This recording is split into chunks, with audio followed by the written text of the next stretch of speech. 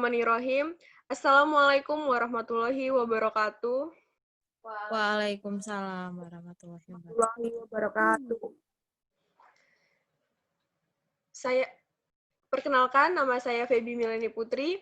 Di sini saya akan mempresentasikan tentang video penyuluhan saya yang berjudul Pengaruh penambahan dedak halus pada pakan terhadap kinerja pertumbuhan ikan nila atau Oreochromis niloticus.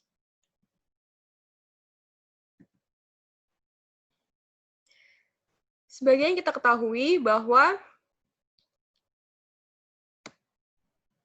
ikan nila atau Oreochromis niloticus merupakan salah satu komoditas ikan air tawar yang paling banyak diminati oleh berbagai kalangan, baik masyarakat lokal maupun mancanegara.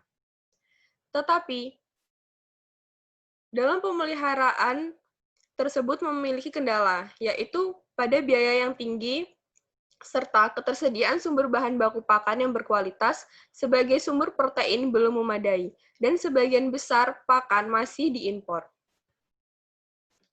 Untuk solusinya, yaitu untuk solusi mengatasi ketergantungan bahan baku pakan impor adalah dengan pemanfaatan bahan baku lokal, di antaranya yaitu dedak padi. Untuk kelebihannya, menurut Mujiman 2004, pemberian pakan alternatif juga bertujuan untuk mengurangi biaya produksi dalam pakan. Tujuan dari penyuluhan proyek mandiri ini yaitu untuk mengetahui kinerja pertumbuhan ikan nila. Ikan nila merupakan komoditas ikan air tawar yang memiliki nilai ekonomis tinggi. Pakan yang diberikan harus sesuai dengan kebutuhan ikan. Tetapi, pemberian pakan buatan juga dapat meningkatkan biaya produksi. Hampir 60% biaya pakan.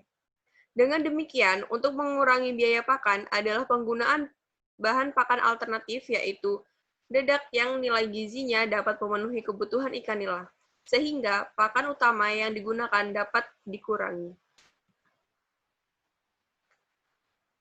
Dari kegiatan proyek mandiri ini diharapkan dapat bermanfaat bagi penulis, petani ikan nila, dan masyarakat luas yang ingin berbudidaya ikan nila. Metodologi yang saya gunakan dalam proyek mandiri ini yaitu ada waktu dan tempat pelaksanaan, alat dan bahan, prosedur kerja, parameter pengamatan, dan parameter kualitas air. Waktu dan tempat pelaksanaan proyek mandiri yang saya lakukan, yaitu proyek mandiri ini sudah dilaksanakan pada Oktober sampai Desember 2020. Pelaksanaan dilakukan di samping Laboratorium A, Program Studi Budidaya Perikanan, Politeknik Negeri Lampung. Alat yang saya gunakan yaitu mistar atau penggaris, timbangan, baskom, skopnet atau jaring, termometer suhu, tes kit DO, pH meter, terpal, dan kolam beton. Dan bahan yang saya gunakan yaitu air, pelet PF1000, dedak padi, tepung tapioka sebagai bahan perekat, dan benih ikan nila. Prosedur kerjanya yaitu, pertama persiapan media. Dalam persiapan media, kita harus pembersihan lahan atau kolam, lalu pengukuran kolam, dan pembuatan kerangka bambu untuk menyekat antara kolam A dan kolam B atau kolam kontrol dan kolam perlakuan, lalu mencuci atau merendam terpal, dan isi air 3/4 bagian, diamkan selama 3-5 hari untuk menumbuhkan plankton yang ada dalam perairan. 2 yaitu penebaran benih ikan nila. Yang pertama yaitu harus dilakukan persiapan benih dengan ukuran 7-8 cm dan dilakukan pada sore hari. 3. Penyusunan formulasi pakan. Dalam penyusunan formulasi pakan, yaitu siapkan pelet PF1000, lalu pembuatan remahan dedak. Dan 4. Pemberian pakan. Pemberian pakan yaitu 300 gram pelet untuk kolam A, dan 150 gram pelet untuk kolam B, dan 150 gram remahan dedak untuk kolam B. Pemberian pakan dilakukan 3 kali sehari dalam pemberian pakan. Yang kelima yaitu sampling. Sampling dilakukan pada satu minggu sekali dengan menyampling bobot dan panjang ikan nila.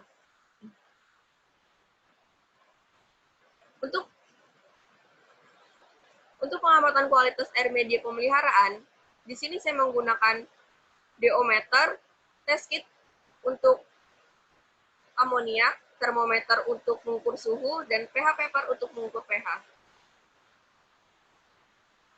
Berdasarkan hasil kegiatan forek mandiri yang telah dilakukan, dapat ditarik kesimpulan bahwa budidaya ikan nila dengan jenis pakan yang berbeda, yaitu pelet dan dedak halus, yang dilakukan selama 6 minggu pemeliharaan menunjukkan hasil yang baik. Hasil yang didapatkan sebagai berikut. 1 yaitu SR atau survival rate. Ikan nila di kolam A atau di kolam perlakuan diperoleh hasil sebesar 93%. Dan untuk kolam B atau kolam kontrol yaitu sebesar 88%. 2 yaitu panjang rata-rata awal ikan pada kolam A atau kolam perlakuan yaitu 3-70 cm. Dan pada kolam B atau kolam kontrol yaitu 3-56 cm. Dan untuk hasil akhir panjang rata-rata kolam A atau perlakuan diperoleh data sebesar 7,72 cm, sedangkan pada kolam B atau kontrol diperoleh data sebesar 7,88 cm. Yang ketiga yaitu berat rata-rata awal ikan nila pada kolam A atau perlakuan yaitu 1 gram, dan untuk kolam B atau kontrol yaitu 1,04 gram. Dan untuk hasil akhir berat rata-rata ikan nila pada kolam A atau perlakuan diperoleh data sebesar 7,30 gram, sedangkan pada kolam B atau kontrol diperoleh data sebesar 7,44 kg. Baik, terima kasih. Baik, sekian presentasi penyuluhan dari saya. Bagi teman-teman semua, apakah ada yang ingin bertanya? Iya, saya Saudara Feby ingin bertanya. Jadi, apakah ada kelebihan lain selain untuk menekan biaya produksi untuk pemberian pakan dedak ini sendiri? Terima kasih. Baik, terima kasih Saudara Opi untuk pertanyaannya. Dan di sini saya akan menjawab. Dedak padi tidak hanya berfungsi sebagai pakan alternatif, tetapi juga untuk menjaga kualitas air. Karena kandungan nitrogen pada dedak padi sebagai makanan mikroorganisme dalam menggunakan kotoran sisa pakan dan feses sehingga mikroorganisme tersebut bekerja lebih efektif dan kualitas air sehingga terjaga. Saudara Opi, apakah sudah jelas? Sudah, terima kasih. Baik, terima kasih untuk teman-teman yang sudah hadir dalam presentasi penyuluhan saya. Saya akhiri. Wassalamualaikum warahmatullahi wabarakatuh. Waalaikumsalam warahmatullahi wabarakatuh.